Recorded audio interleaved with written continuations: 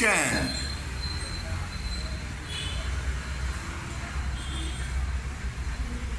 ಒಳ್ಳೆ ಮುಂದಾಗಿದ್ದಾರೆ ಹೆಂಗಾದ್ರೂ ಮಾಡಿ ನಾನು ದರ್ಶನ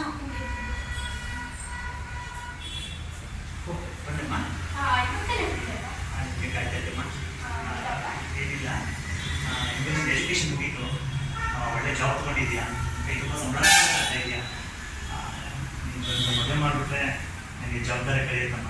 ಹೌದಪ್ಪ, ಸರಿ ಅಪ್ಪ. ಏನಿಲ್ಲ, ನಮ್ಮ ಫ್ರೆಂಡ್ ಸುಬ್ರಹ್ಮಣ್ಯ ಗೊತ್ತಲ್ಲ ನಿಮಗೆ, ಅವ್ರ ಮಗ ತುಂಬ ಹ್ಯಾಂಡ್ಸಮ್ ಆಗಿದ್ದಾನೆ. ಇಂಜಿನಿಯರ್ ಜಾಬ್ ಕೂಡ ತೊಗೊಂಡೋಗಿದ್ದಾನೆ. ಅವನು ಒಳ್ಳೆ ಸಂಬಳ ತರ್ತಾ ಇದ್ದಾನೆ. ಈಗ ರಾಣಿ ಥರ ಕೂತ್ಕೊತಾನೆ. ಇದಕ್ಕೆ ನೀನೇನಂತೀಯಮ್ಮ? ಏನಂತೀಯಮ್ಮ? ಯಾಕೆ ಮಾಡಲಾಗುತ್ತೆ? ಯಾಕಮ್ಮ, ಏನಾಯ್ತಮ್ಮ? ಅಪ್ಪ, ನಾನು ಚಿಕ್ಕ ವಯಸ್ಸಲ್ಲಿದ್ದಾಗ ನನ್ನ ಕೇಳಿದ ಎಲ್ಲ ನೀವು ಕೊಡಿಸ್ತಾ ಇದ್ರಿ. ಒಂದು ಟಾಯ್ ಅಂಗಡಿ ಕರ್ಕೊಂಡು ಹೋಗಿ ನೀವು ಟೆಡಿ ಬೇರ್ ತಗೋ ಅಂತಿದ್ರಿ. ಇಲ್ಲ ಅಪ್ಪ, ನಂಗೆ ಬಾರ್ಬಿಡಾಲೇ ಬೇಕು ಅಂತಿದ್ದೆ.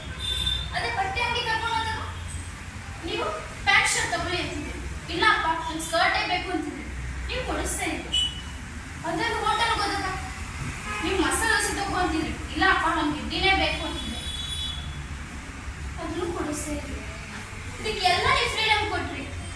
ಅಂದರೆ ನನ್ನ ಮದುವೆ ಅಂತ ಬಂದಾಗ ಯಾಕಪ್ಪ ನೀವು ಒಂದು ವಿಷಯ ನನ್ನ ಕೇಳಲಿಲ್ಲ? ನಿಮ್ಮ ಜೊತೆ ನಾನು ಲೈಫ್ನಾಗ ಸಂಸಾರ ಮಾಡಬೇಕು ಅಪ್ಪ. ಅಪ್ಪ, ನಾನು ಒಬ್ಬನ ಹುಡುಗನ ಲವ್ ಮಾಡ್ತಾ ಇದ್ದೀನಪ್ಪ. ಪ್ಲೀಸ್ ಅಪ್ಪ, ನಾನು ಮದುವೆ ಆಗಬೇಕು ಅಂತ ಅಂದ್ಕೊಂಡಿದ್ದೀನಿ. ಹೇಗಾದ್ರೂ ಮಾಡಿ ಮದುವೆ ಮಾಡ್ಕೊಡಿಪ್ಪ.